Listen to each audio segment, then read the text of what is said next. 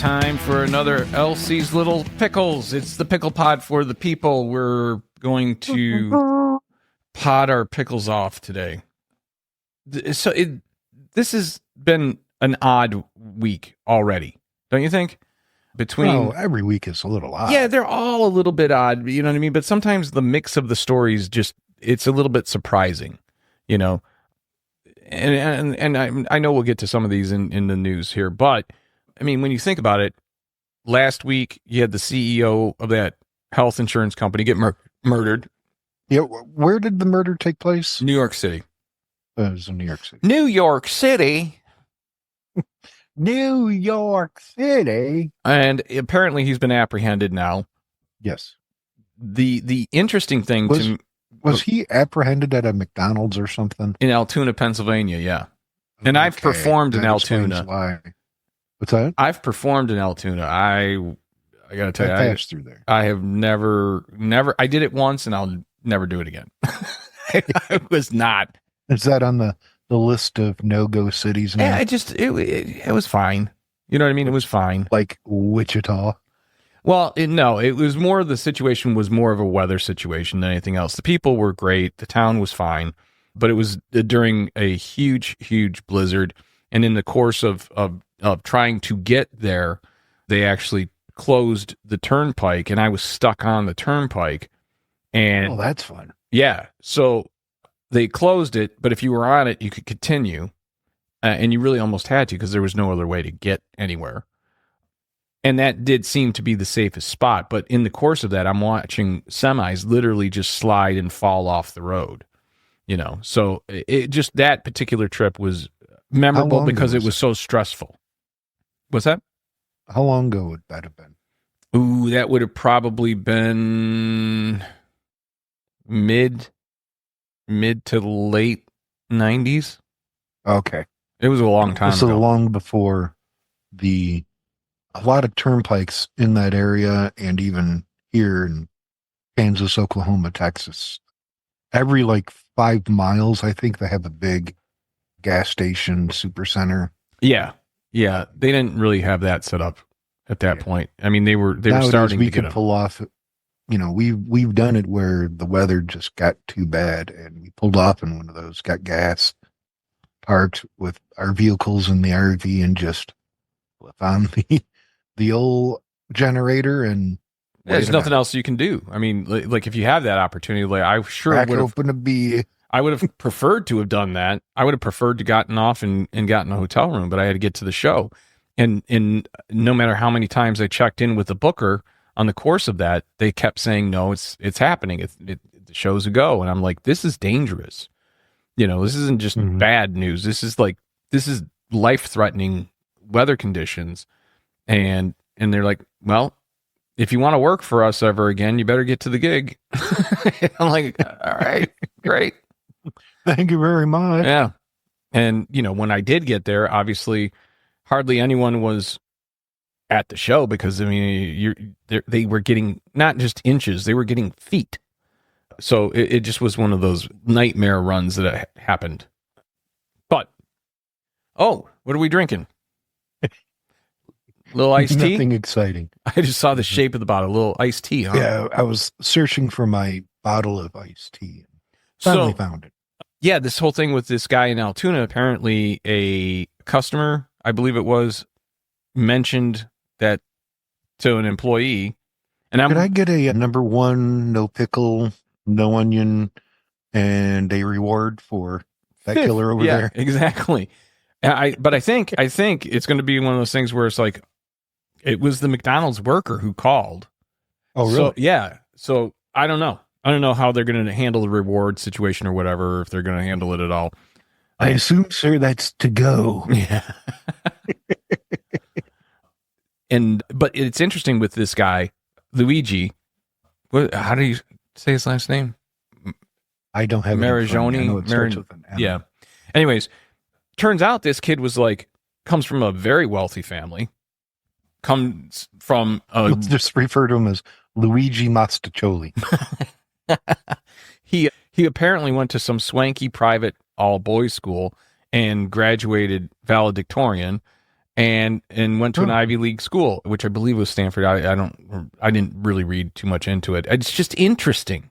It's just interesting because what would it take for somebody that has, by all of friends and family that have been interviewed, this kind of blessed life, was by all accounts a really easygoing, very approachable person who liked to help out and, would donate his time and all this stuff, had like a list of 300 books that he had either read or wanted to read listed on his social media.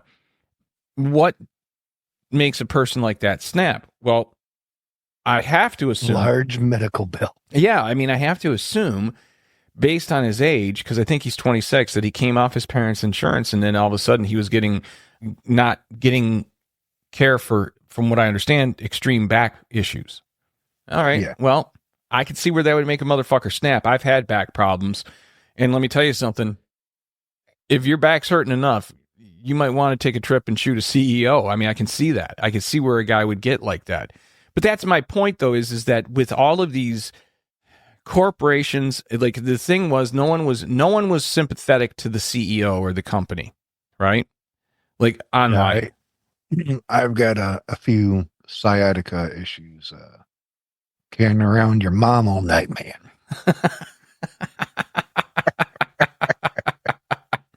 But I mean, I can see where, like, social media was very, very much like, you know what, go fuck yourself, you find them. And some were calling him a hero. There was a campaign to free him already. And I think that, yeah, no, it was like an online campaign to try to free him. And look, I get it. All these companies are making more and more money, giving away less and less of the product that they're supposed to be supplying to you. And it's just a cash grab at the top. So I can see why people felt that way. I'm not saying I condone it. I'm not saying it's right, but I can at least understand why they would be like, you know what? Fuck him. So I don't know, man. I don't know. Like, it's that kind of craziness. And then you couple that with. There was a comedian who once talked about how violence against women is unacceptable. Well, he can understand. I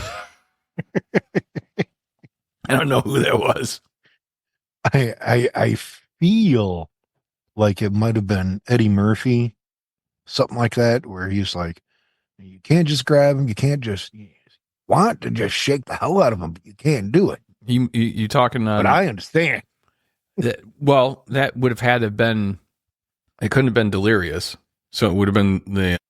Like Raw or something, maybe. I'm not sure. I don't remember that one. It's somebody like that. But anyway, I'm throwing monkey wrenches into the works. Yes, you are. All right, hit me with some news. Aside from the guy that Luigi Mastacholi. Yeah, aside from Luigi Mastacholi. I really blame Mario for not keeping him in line.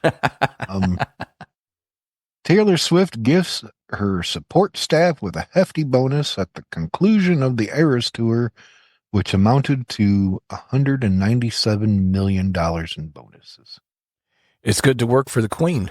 I mean, that potentially, depending on how big that support staff was, and this is just support staff you're talking, right? So like your roadies, your truck drivers, just support staff, your people that go out ahead to the next venue and all that, and get everything ready for you. That's pretty impressive. I mean, I don't know how big that crew was, but that potentially could be making everyone either a millionaire or at least half a millionaire, Yeah. Now watch. Something will come out of that negative. You know what I mean? Like something. Well, something it is Taylor Swift. So there's, right-wing morons who are like, she didn't support Trump, so she's a horrible person. No. I mean, like there'll be somebody that gets, they complain because now their taxes, they lost a lot of it paying taxes because they don't realize how that shit works. It's like, here's $1 million. All right, how much can I keep? Here's 200. Address the fact that Republicans or conservatives, the right-wing maggots, love to throw pedophile around, calling anyone baselessly a pedophile. Well, that's the new way. The people in that party are constantly busted for something like that. Constantly. I know. Or they try to pass laws to support it. It's like, really? It's literally, they're either trying to accuse somebody else of doing what they're doing or trying to pass laws that make no sense at all, right? It's interesting because Trump just did that big interview where it was like an hour and 15 minutes, hour and 16 minutes or whatever. And I haven't watched the whole thing yet. I've watched the clips, and I don't like just doing the clips on that because potentially you can take that shit out of context. I want to know the full context. Yes. So I want to watch the whole thing. I just haven't had a chance. Otherwise, we'd be talking about that today. But in that, one of the things I thought was interesting is he's not backing down necessarily, but he is rewording shit a lot. Just in the few clips that I've seen, he's definitively like, now he's going, well, I'm not saying that prices are going to go down with tariffs. I never said that. Well, you fucking did. You fucking did. Okay? There's video, and that's what you said. But now he's like, even when it comes to deportation, he's trying to soft speak around like, the dreamers and stuff like that. Well, it's unfortunate what's happened to them, and I feel for them. But, so like there's a lot of mealy mouth answers that I've seen so far, which is why I want to watch it all in context, because I don't want to really comment too much on it. But the one thing that is definitive is he wants, and he intends to extend the tax breaks that he put in place in 2017.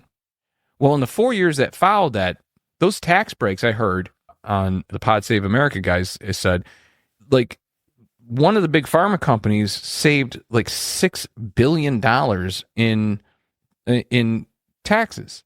$6 billion. They effectively, with the loopholes added, paid no taxes, and they only increased hiring by 1%. So essentially, it was just a cash grab. Yeah. So you're seeing that now, again, because like right now, even places like Chipotle, who had a very profitable last year, they're already announcing they're going to raise the prices on food for next year. Yeah. I mean, how is the guy who won because bacon is too expensive and eggs are too expensive creating an environment that is just going to make everything more expensive? Well, two things really quick. Vance was videoed crying about eggs and the prices of eggs, that they're $6-7 for a dozen, while holding a dozen of eggs, and the sign behind him said $2.99. So there's that. Yeah, seriously, that happened. But also, I read just after the election that the state of Texas is gifting the Trump administration 1,400 acres in the state of Texas. 1,400 acres. For what? I'm going to guess detainment. Yes.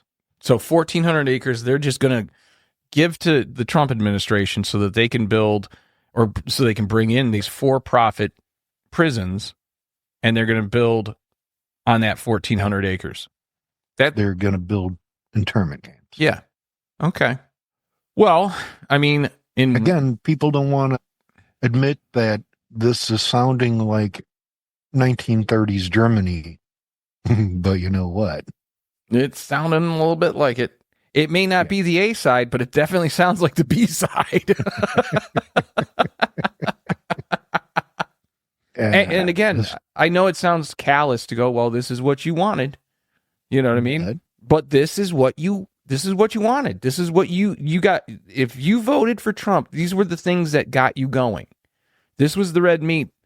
Tax breaks, deportation, like abortion, all those things. Okay. Well, as these not to mention those things, but his economic policies, tariffs, and the like. Mm-hmm. All right, let's see how this works out. But I don't see it. It's one of those things where I think that you and I are fortunate enough not only to be white males that can put a red hat on and pretend to be Trump supporters, but also just because of where we've gotten at this point in our lives. We'll both feel it, but I don't think we're going to feel it nearly as bad as most people.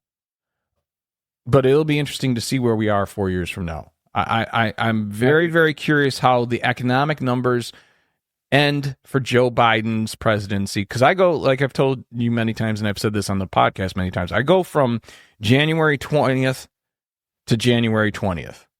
So the day that you're inaugurated and your last day as president, and everything in between, even if your second term, whether it's 4 years or 8 years, from the 20th to the 20th, you own it.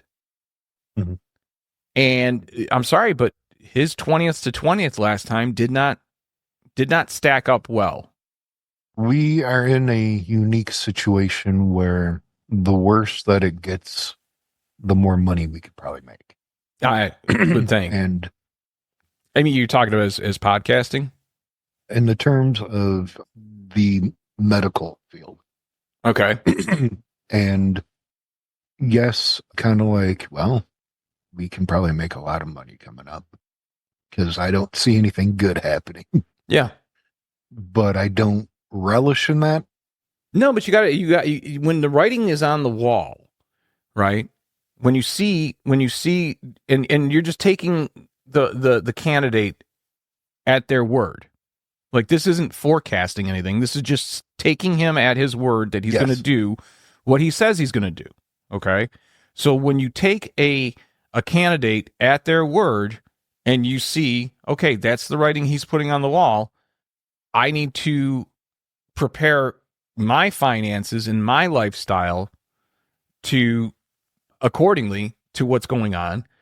Yeah, you're right. You know, with you guys in the medical field, absolutely, I would be thinking that you're going to start seeing, especially with RFK and running all the health situation, I definitively see that there's going to be preventable, vaccinable disease rise again. I think you're going to see a lot of, whether it's measles, you could see mumps come back. You could see all kinds of shit come back.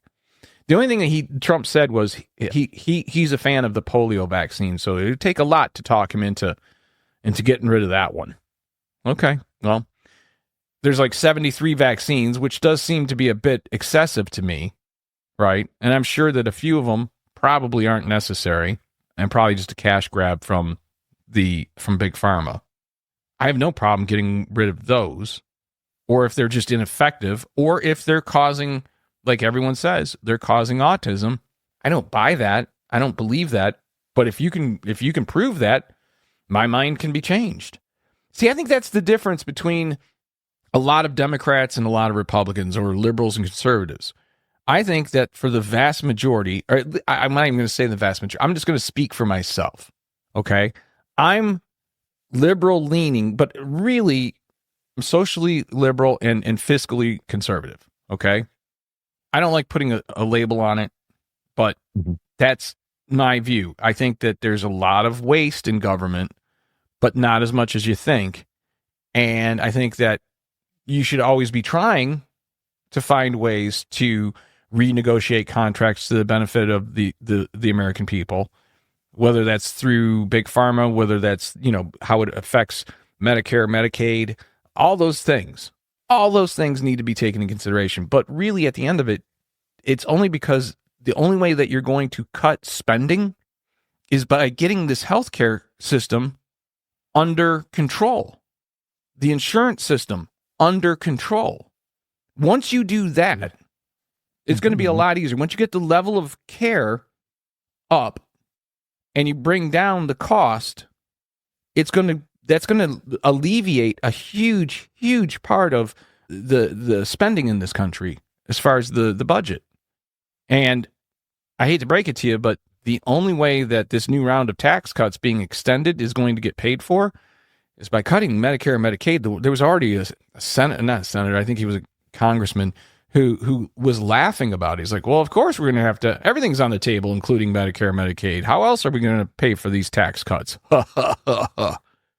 Guess what? For the record, he wasn't a Democrat. For the record, autism, a person is born with it 100% of the time.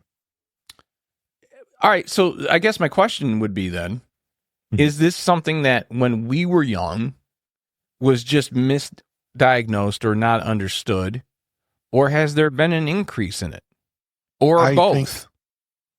I don't think there's been an increase in it. What has increased is our ability through the internet to hear more about everything around us, more information. Yeah, and you know what? I'm sure that that's also a contributing factor, but it does seem like oh, see, and that's the thing is maybe all those kids that were like physically okay, but had to go to special ed, right? When we were in school, Correct. they might have been all autistic. We don't know, but they weren't. The spectrum. Yeah. I'm convinced nowadays that everybody is on the spectrum. It's just a varying degree. That's not, I don't think that's too far of a stretch. I mean, walk through a Walmart and you'll figure that shit out on your own. It's kind of like my paranormal theory, which is people have died everywhere on this earth. Everything is haunted. It's just most people don't notice it. Well, again, that actually, we should have an episode on that. I mean, I know we kind of did during the Halloween season, and now that we're in the Christmas season, maybe we can touch on that again a little bit. We can do the historically, the Christmas season is the season of ghost stories. Well, you got, if nothing else, you've got A Christmas Carol. Yes. So yeah, why don't we think about doing something on that? But back to the point, I think that it's a combination of things. I think it's a combination of corporate greed across the board. And when I say that, I'm not just talking big pharma. I'm talking across the fucking board. Corporate greed. And specifically with our food chain, right? So one of the other things that Trump spoke about, and I'd never heard him say this before, but when he was talking about immigrants that, he's like, dangerous or criminal immigrants, he said, they're not just in our cities, they're on our farmland. All right. Well, I've never heard him say that, I don't think, before. So now he's starting to understand we're going to have to figure out who's going to do that job after you get rid of them.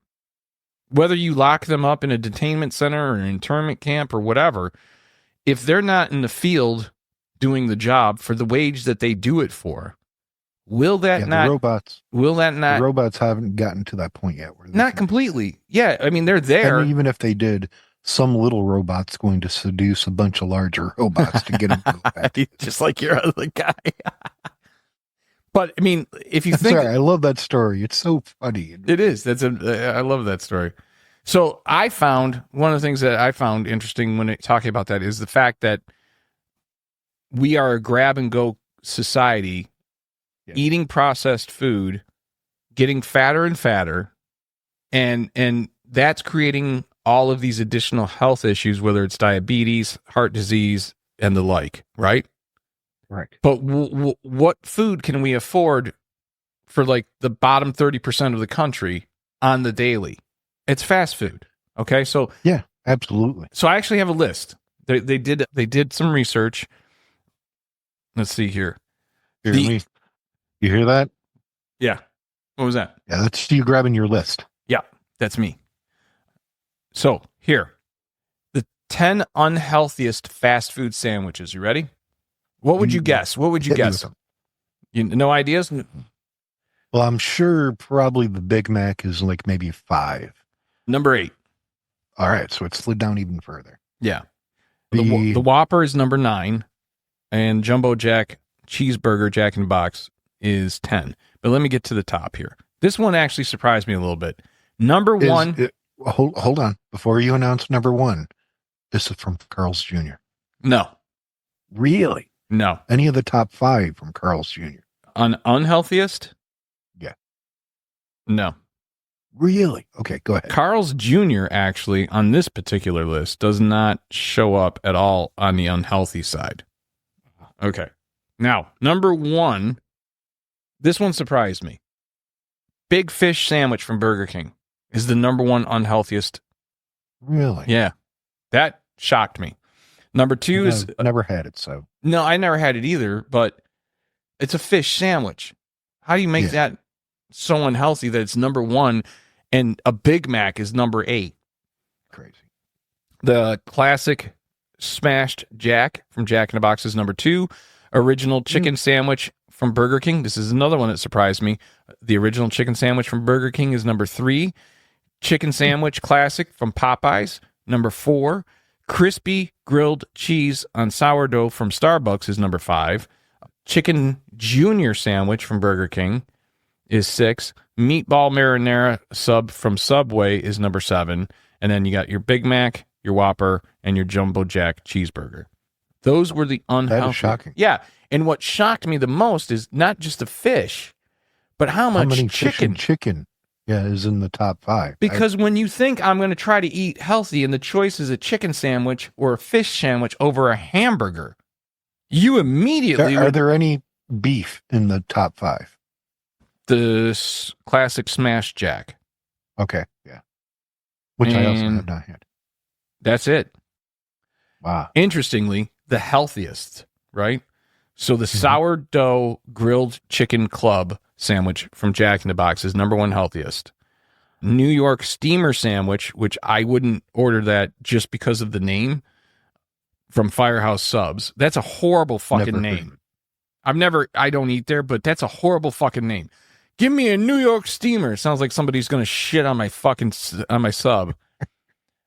Does it come with a side of Dirty Sanchez? Yeah. And let me guess, it's lemonade, quote unquote. Playing the rusty trombone. Number 3, the Cajun chicken sandwich from Firehouse Sub is, well, Firehouse is doing good on the healthy side. I'll give them that. They're in the top. They got 2 in the top 3. The deluxe sandwich from Chick-fil-A, not a big surprise there. Asiago Ranch Classic Chicken Club from Wendy's. Chick-fil-A sandwich. Hero sandwich from Firehouse Subs. Again, Firehouse is showing up with some healthy food here. Grilled chicken sandwich, Chick-fil-A. Classic chicken sandwich from KFC. I actually just had that tonight, and it was pretty good. And then number 10, engineer sandwich, Firehouse Subs. So Firehouse either is paying whoever is doing this list, or they've got some very healthy food. And I would not have expected that out of a sub place. So well done to you, Firehouse. Aside from your New York steamer name, that's just a bad name. Sorry. We cook it directly over a New York steaming manhole cover. It's just a bad name, no matter how you slice it. All right. Because how can you say that without giggling at the counter? Well, if you know New York steamer, if you know the slang, yeah, you can't. Yeah, I don't know. So to me, I wonder if if we could get healthier food at a more reasonable price that was grab and go, how many of those, just that, okay? How much would just that bring down the cost of Medicare or Medicaid in and of itself? But when you also are going to the drug companies, you're going to the, big beef, big poultry, big egg, big pork, figure it out, man. Because, we need more vegetables and fruits in our diet. We need to be able to get that good food and just pull it out of a fucking window for a reasonable price. And for fuck's sake, can we have normal size portions? I don't need a burger the size of my head.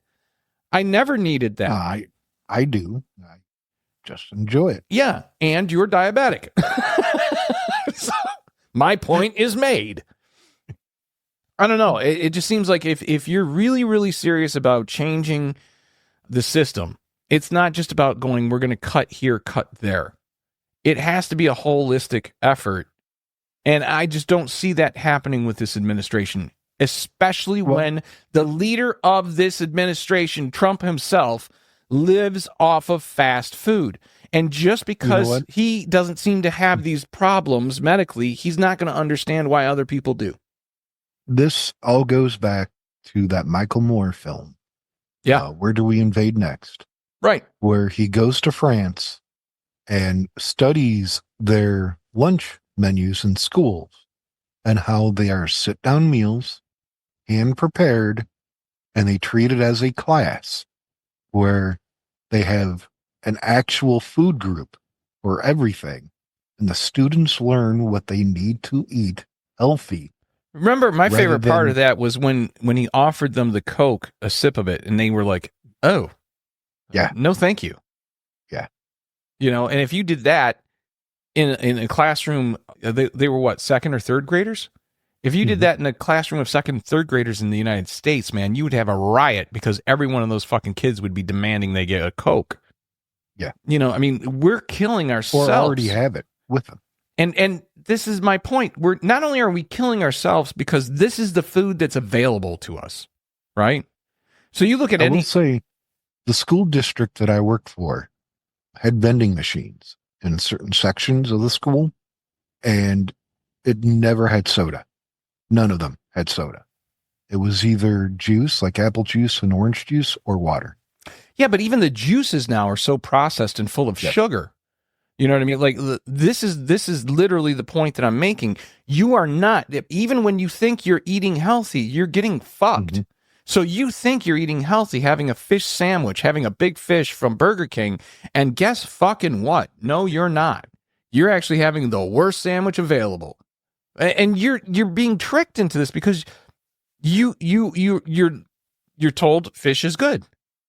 Well, fish is good, but processed the way that they're fucking processing it, and with all the breading and all the this and all the tartar and all the you name it, and plus the bun. You know what's shocking about that is that the Filet-O-Fish is not on the list. No, but it is probably the most looking-wise processed fish sandwich. And it's, I believe, the number one healthiest menu item on McDonald's menu. Yeah, which I'm beating out, I think, even the salad. Fish. I think the filet of fish even beats out their salad. When you can't buy a fucking salad that's healthy. Come on. Well, I do know from reading an article that purchasing a salad, whether in the store or in fast food, purchasing a salad, you get twice the amount of sodium from that salad than you do from a McDonald's cheeseburger. I don't doubt it. I don't doubt it. I look at it and I go, oh my God, everything that you buy is unhealthy for you. Like, and I'm not a health nut by any stretch of the imagination. But if you ever watch or pay attention and walk through a grocery store, I always found it interesting. You walk in, right, and what's in front of you right away? Produce. Vegetable, yeah. Okay. Vegetables, fruit. And that leads you on the outside perimeter of the grocery store, getting progressively worse in health content or healthy food content. So you start off and you got your bakery and your produce. And then you go to your meat section, and then you go to your cheese section, more of your yogurty, then your dairy, you got your eggs. And then, you know, everything that's an aisle in between produce and the last aisle of the store, which is usually some form of paper product, it's all boxed, canned, and bad for you. Like, if you went into a grocery store knowing that you cannot buy anything that is on an aisle, how small of a grocery store would you have? Like, if you got rid of all the processed food and all you had was farm fresh fruits, vegetables, meats, that's it. You know what I mean? Dairy. Yep. Your grocery store would be the size of a Subway. You know what I mean? Like, it would be nothing. We spent a year in Vermont, which does not have big box stores. And we would spend more time at not fruit stands, but farm stands, getting produce straight from the source, as well as beef, chicken, pork, all of the mainstays we would get at these stands. And I bet it tasted better. Yeah, it absolutely did taste better. It's really shocking to people when they're only used to supermarket beef and how pink it is versus buying it from a farm and it's deep red. Yeah, the way it's supposed to be. Brown almost, yeah. Yeah. Because it's not irradiated or whatever whatever they call it, and partially bleached or whatever. I don't even want to know what they're doing once it's packaged anymore. Like, I used to think those guys at, the hunter's net, I was like, man, that's a lot of work to go through when you can just run up to a grocery store and grab a steak, right? But the more I see what's going on, I'm like, it's probably worth the effort. It's probably, you're getting at least something that is natural and less likely to harm you because of the way it was processed. Anyways, we kind of got off on a tangent there. That's not really what I wanted to talk about. Another news story here really quick. This happened today, breaking news. But the resident Senate leatherback turtle fell today at the Senate lunch. Oh no, McConnell went down? Yes. McConnell's down. McConnell fell during the Senate lunch today. I shouldn't laugh. He's all right. They went and grabbed him a wheelchair, but yeah. I have no sympathy for that Down goes McConnell. Yeah, fuck that guy. I have no sympathy for him whatsoever. I'm sorry, I don't. I mean, I think that let's put it this way, if he were politically on my side of the fence, I would still think that he was a smarmy motherfucker. Yeah. I don't see any redeeming quality in how he handles business. And like I said, even if he was on my team, quote unquote, I just don't think he's a good person. And that's what bothers me, I think, about Republicans and Democrats. They get so wrapped up into, well, there's a D in front of his name, so I'm with him, or there's or her, or there's an R in front of their name, so I'm with him or her, instead of actually going, all right, like Jim Jordan, Marjorie Taylor Greene, what are they doing for you? What are they honestly doing for you? Not fucking much. Okay? Let's get it together. Let's realize that these are low quality representatives. There are better people that could come out of your district that are actually going to be looking out for you and your best interests and your family's best interests. And I just don't think that, McConnell is one of those. I mean, I think McConnell, actually, I shouldn't say that. McConnell was very sneaky about getting more shit for his district and for his state. I think he was very good at getting shit for his constituency. But the way he went about it, I thought was always pretty smarmy. Because it was always, I'm going to take it away from somebody else. It's always this, you can't have any too, because I got to take as much as I can get from you. Right on down to, Supreme Court nominees. All right. So again, with McConnell, I shouldn't laugh. I hope he didn't get hurt. Yada, yada, yada, all the niceties, but fuck him. But what I really wanted to talk about, okay. Yes. And I've been chomping at the bit on this one a little for some time. It's all, and this goes to politics a little bit, because you always hear the right saying, Hollywood elite pedophiles, calling, even Tom Hanks a pedophile, which that one I find a little hard to believe. He played Mr. Rogers. I'm having a hard time believing that one. But what has happened, and normally I don't get too interested in like these Hollywood scandals, I'm not interested usually. But what's going on now after the P. Diddy bust, I didn't think much was I thought, yeah, there's going to be some fallout maybe here or there, whatever. But it seems like it's building steam. Mm-hmm. So Jay-Z has been named in a civil lawsuit filed by an anonymous accuser who alleges that he, along with Sean Diddy Combs, sexually assaulted her in 2000 when she was 13 years old. The alleged incident took place during a after party for the MTV Music Awards. According to the accuser, she was drugged and sexually assaulted by the two music moguls. The lawsuit was filed by attorney Tony Busby, who has represented other high-profile clients. Who's your lawyer? Busby. But apparently he's a good lawyer. Wait, who was it? Busby. Tony Busby.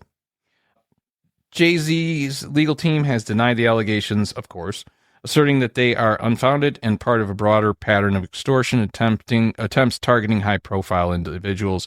His lawyers have filed a countersuit against Busby, accusing him of trying to extort money by making false claims and threatening a public lawsuit unless a private settlement was reached.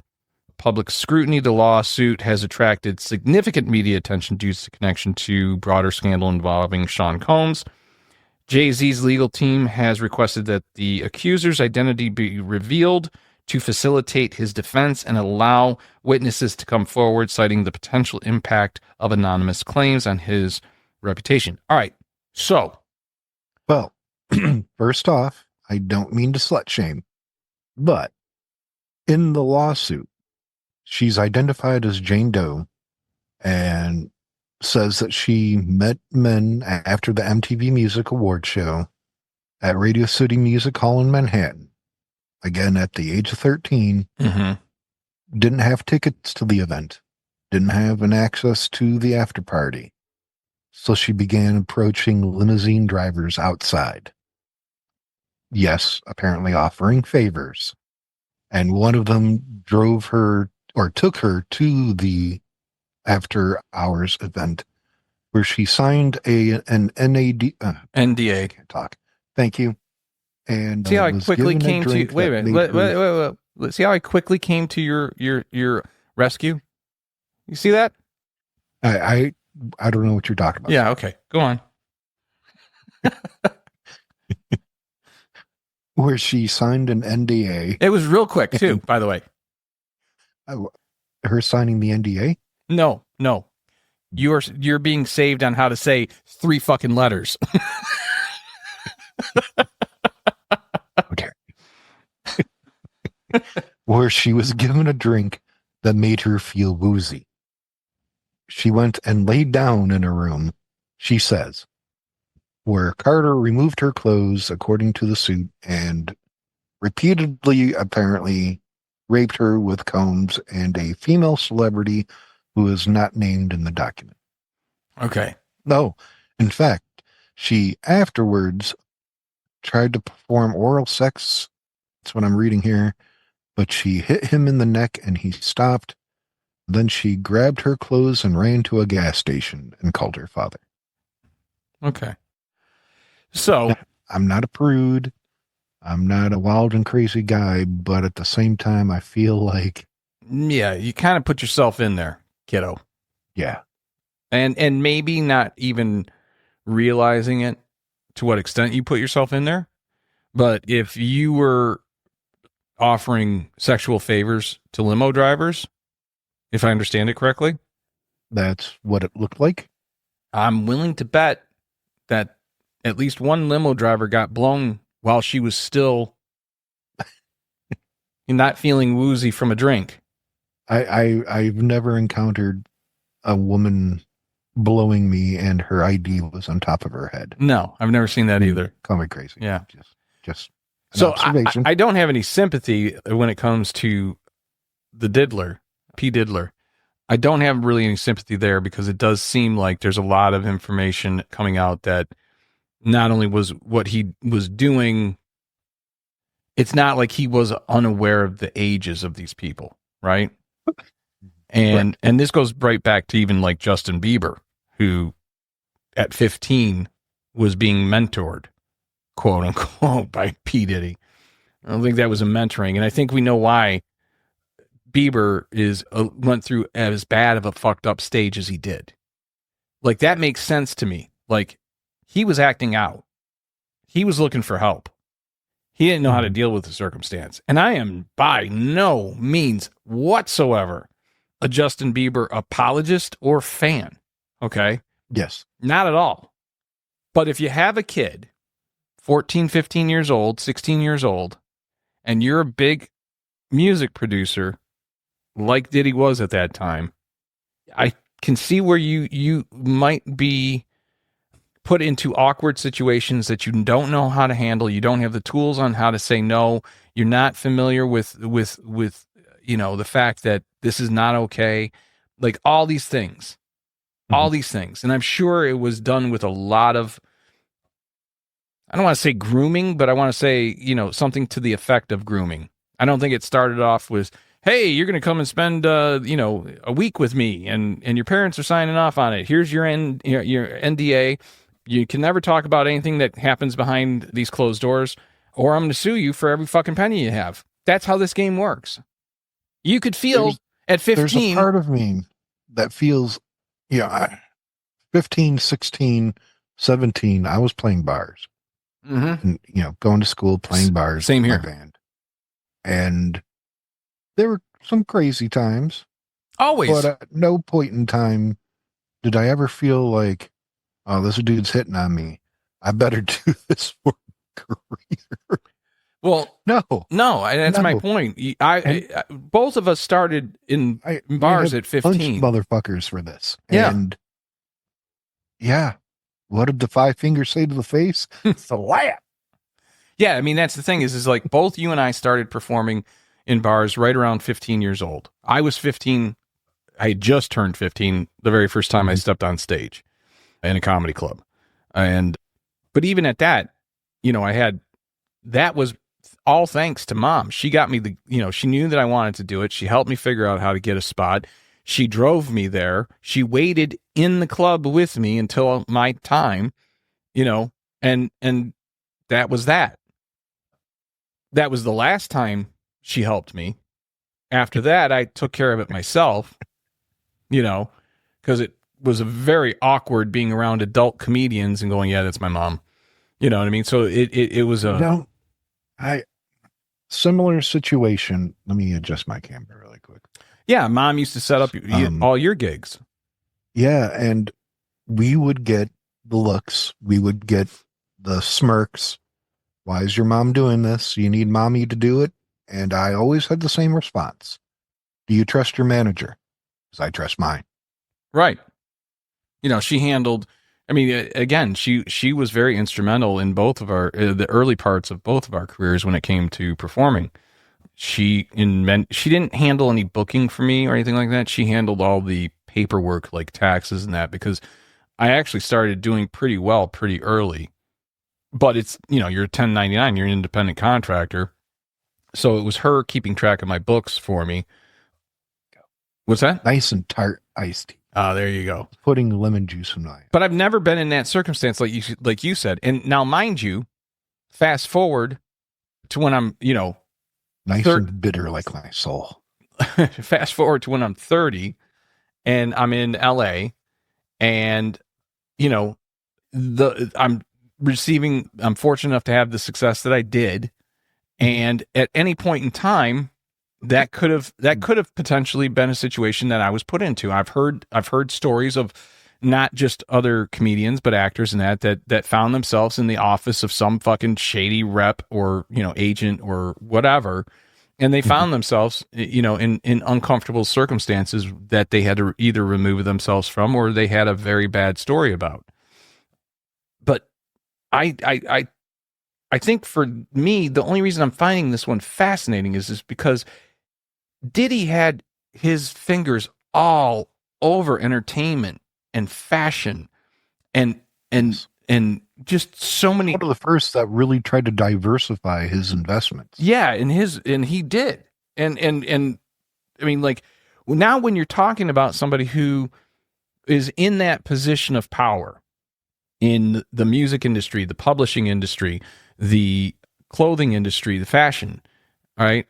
I'm sure he was in fragrance. I'm sure he was in a bunch of other things that we don't even know about. Yep. And you see what the charges are. Then it starts to make sense that there might be some possibility of truth to this. And I'm not saying that about Jay-Z. I'm not saying that about anyone else that's even like being brought up in this conversation. All right. So you're looking at right now, essentially, you're looking at the big players that are in his orbit, including Jay-Z, who just had that lawsuit. Obviously, Beyonce, Drake, Kim Kardashian, Bieber, Kanye West, right? Those are the main ones that are in that, flew in that orbit and potentially or not could be aware of what was going on behind the scenes, and I'm not even saying that Jay-Z, who was very tight with Diddy, I'm not even saying that he knew that this shit was going on.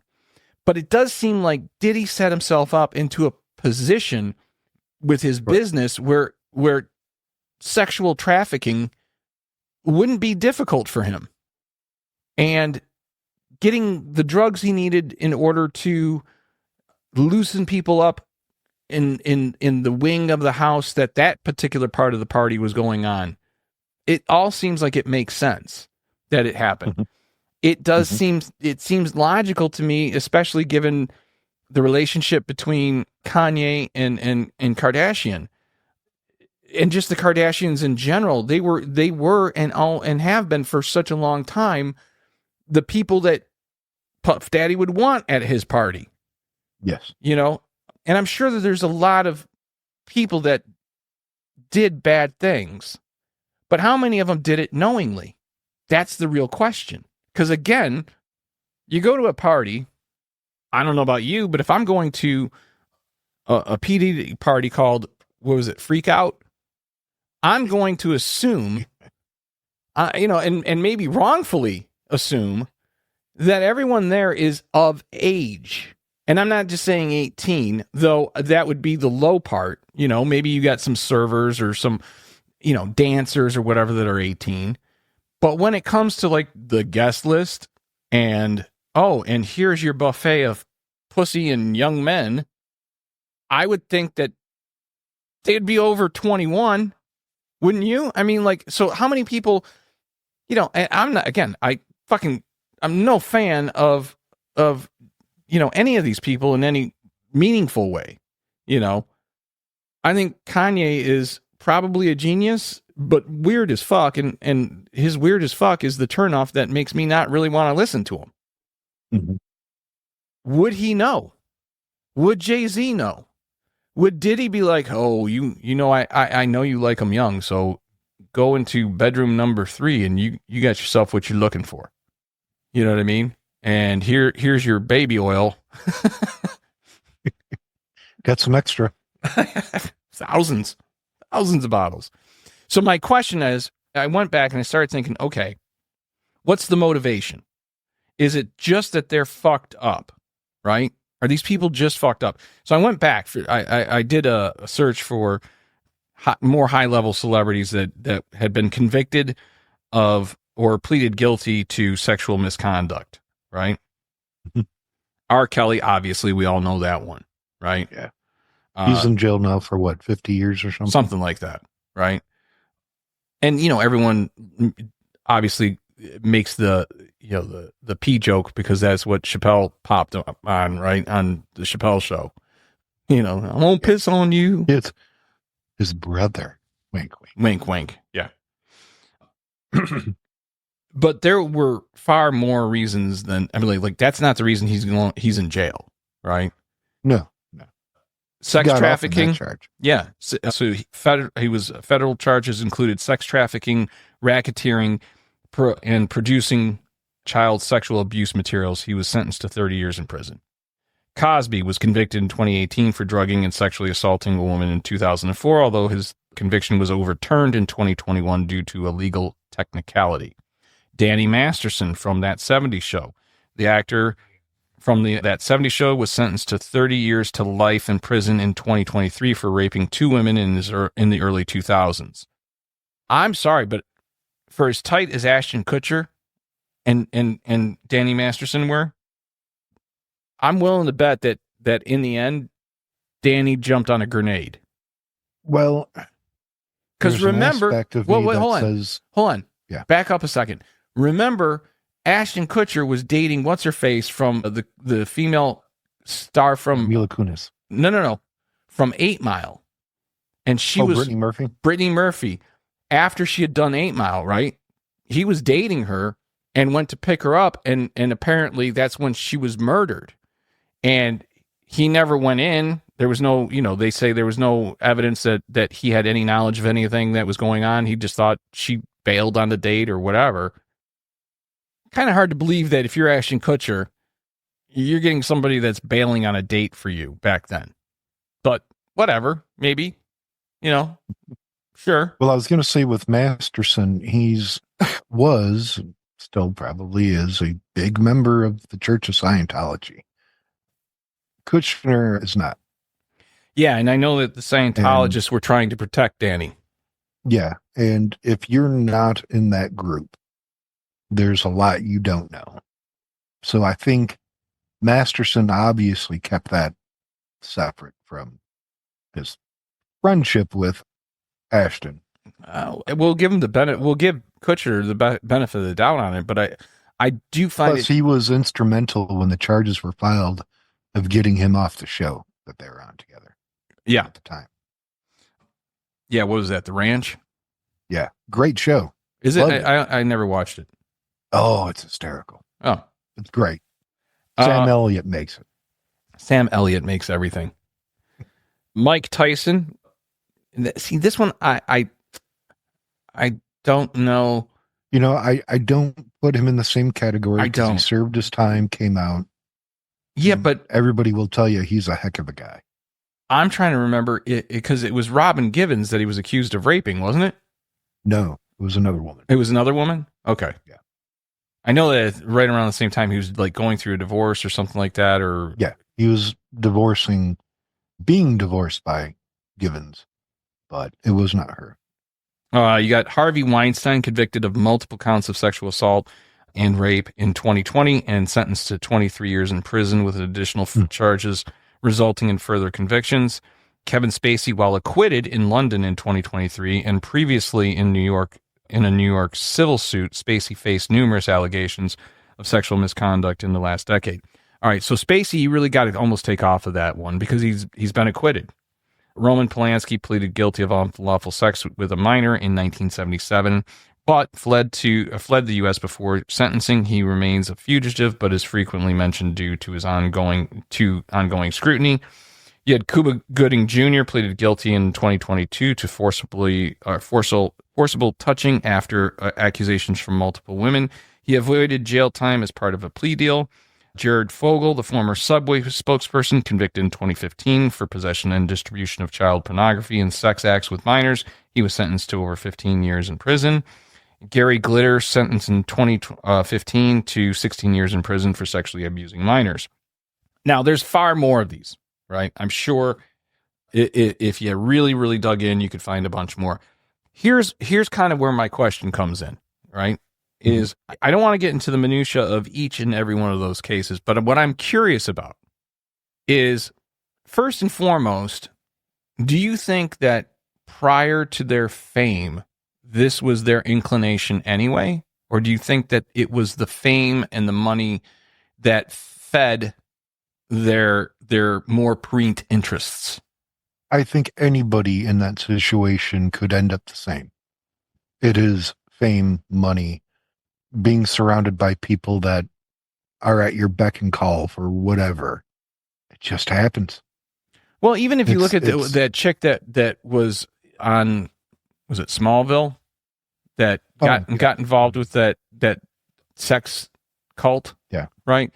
So like that's where like I don't think that she started out in that because she was looking for, power or the feeling of power. I don't think I think she was looking for purpose, and this poor girl got suckered by this fucking really brilliant manipulator.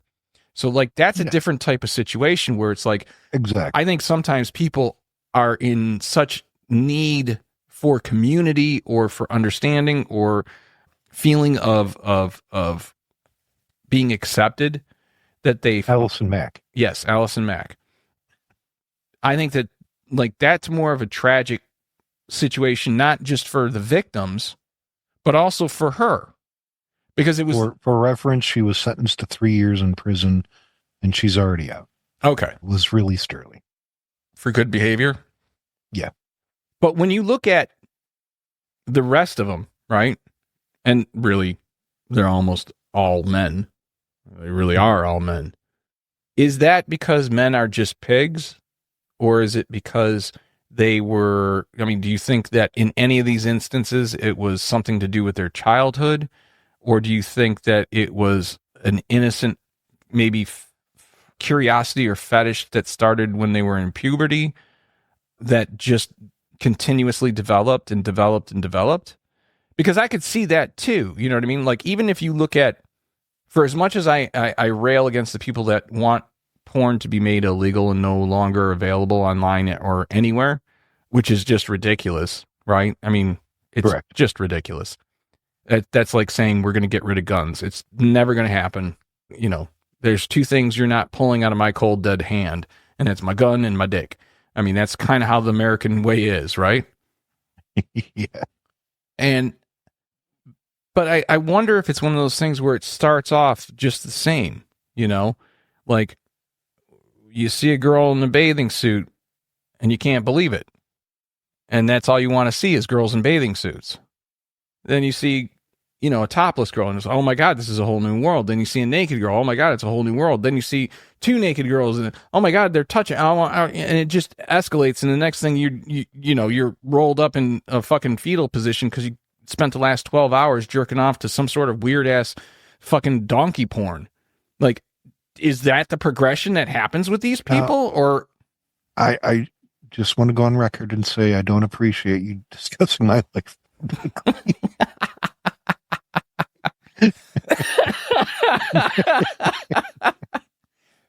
But I mean, obviously, how dare you not consider the donkey's feelings? There's clearly some sort of progressive nature to it, and I say that because you don't In my defense, the head donkey signed an NDA and approached my limo driver. And approached your limo driver.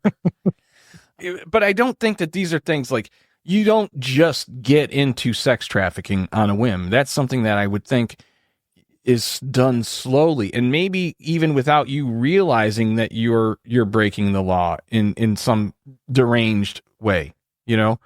Like Matt Gaetz bringing a minor across the state line is technically sexual trafficking. Was he thinking of like that at that time? I don't know. I don't know. And we may never know now. Questioning things like, if a minor happens to cross state lines to go to a theme park and meets a guy there and has sex, is that still trafficking? Well, I don't know. It could be, I guess. I'm just saying. Yeah, I mean, could that like how far are they going to take that? Yeah. I mean, like if let's say, for example, you're a family of four. If I meet a person who happens to be my clone and I have sex with them, is that masturbation or gay sex? I think it's a little bit of both. Because in the end, it's a little bit of both. There's just no other way to put it. I mean, you know. Here's a visual for you. No, I don't need that. So the reason I ask that is because, like, I find it difficult to believe that this is who they were fully when they first broke out on the scene. I'm not saying it wasn't part of them. I think it can change you. Again, the effect of everybody kissing your ass will boost a person's ego. I mean, look at Trumple Thinskin. Yeah. It's just a progression. I think it's a progression. See, that's the thing is I think so too. Is capable of it. So like it's just a matter of the person. So like, I'll give you an example. And I think I brought this up to you earlier.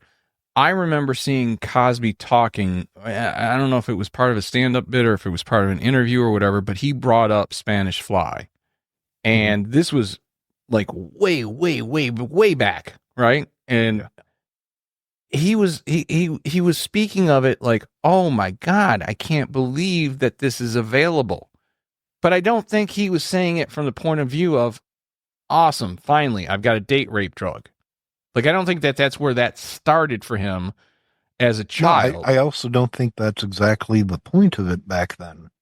It was just freewheeling days of... That's the other thing. There's such a difference between what was allowable in the 60s and the 70s, the 80s, even in the 90s. It really started to turn in the 2010s, but the poor bastards that didn't get the memo that was about to happen in the early 2000s, they're paying the price. Like, I will never defend Harvey Weinstein. I think I think everything that I've heard, if true, is absolutely horrible. However, it's not like we didn't know the casting couch existed. way before him. Oh God, yeah.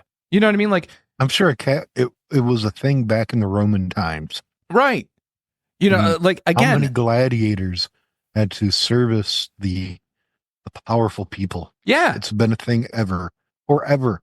Behind every clerical robe is a man with a boner. Yeah. I mean, like I said, I mean, I hate to sound like I'm defending this because I'm not.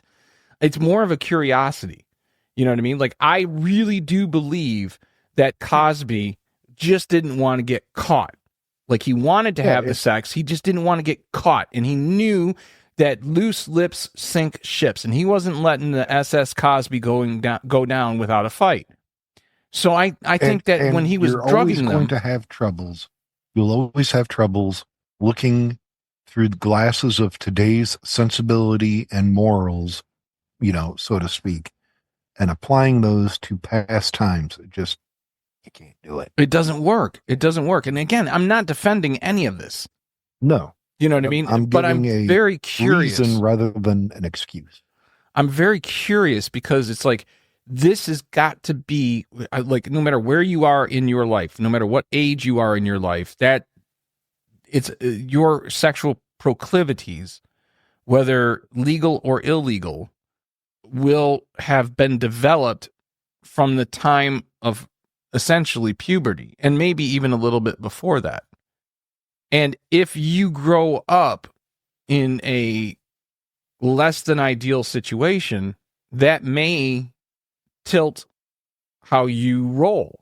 All right. So I'll give you an example. And I've said this, I don't even know how many times. I don't like kink shaming at all. Whatever makes your freak flag fly, let it fly.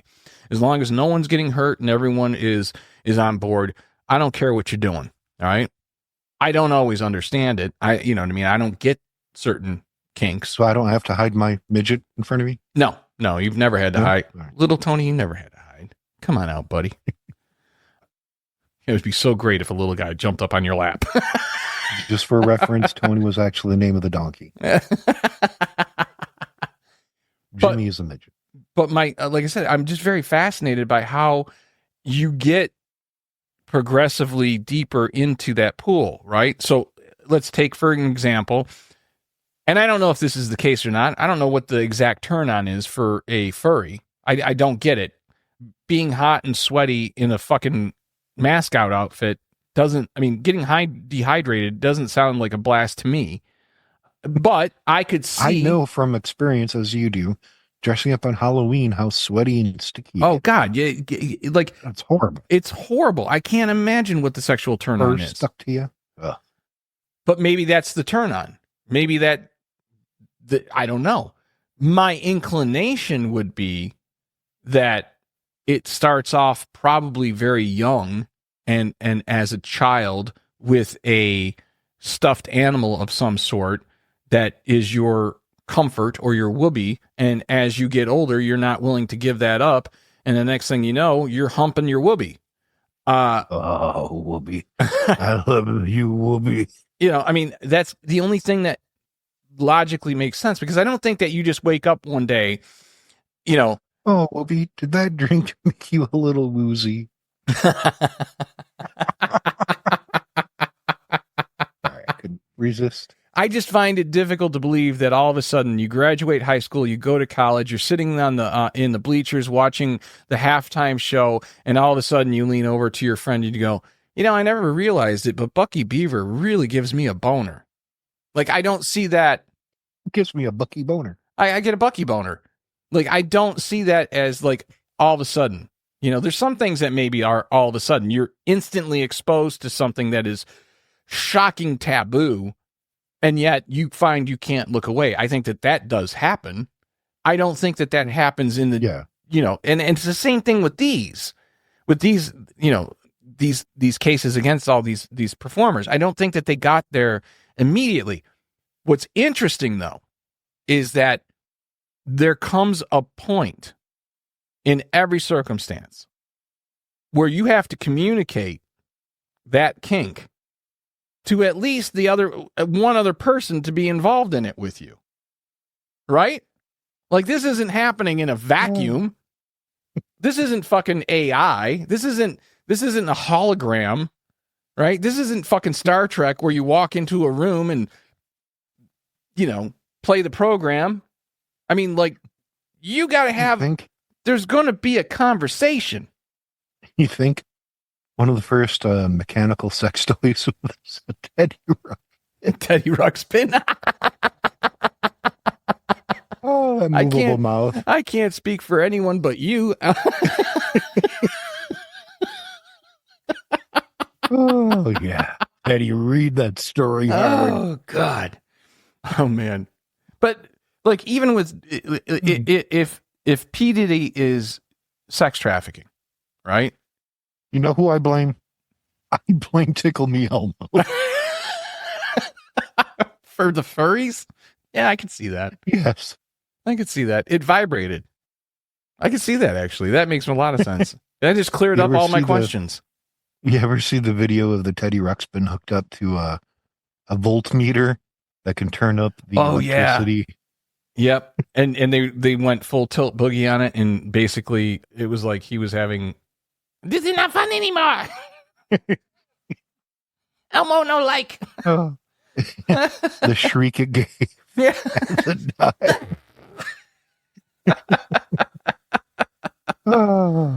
Oh, man. And that would be actually a perfect spot to leave it. But like I said, I mean, I'm sorry. I just have a few more questions and maybe people can, they can email us at Elsie's Little Pickles and let us know at gmail.com, Elsie's Little Pickles at gmail.com. But I am curious, that point, Epstein, at some point he had to get Maxwell involved. Mm-hmm. So it's not just this level of perversity, maybe, or sexual curiosity. It's sometimes definitively love is finishing each other's sentences. Yeah. Here you go. But there's this level of manipulation necessary. And I think like that happened with Epstein. I think that definitely happened with Diddy. It's now a matter of who else. And I hate to say it, but I think that unlike Harvey, who kind of went down with the ship, I think P. Diddy, I mean, even if you look at Epstein, the only one that really suffered aside from him was Maxwell. And maybe that's justifiable. I don't know. I don't know enough about the cases to really get into it. But it just seems like Diddy's going to take down a lot of people that may or may not have been involved.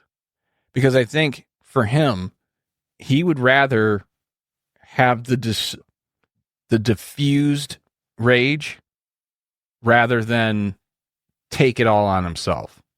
I don't think he's man enough. I don't think he's man enough to take the blame and be like, no, I'm not pimping out anyone. I think anything he can do to get his ass out of trouble or lessen the sentence or soften the blow for him, he will do. And it's just curious to me how he got there and how many people must have been manipulated into helping him do that. And I guess with that's another Elsie's Little Pickles. Peace out.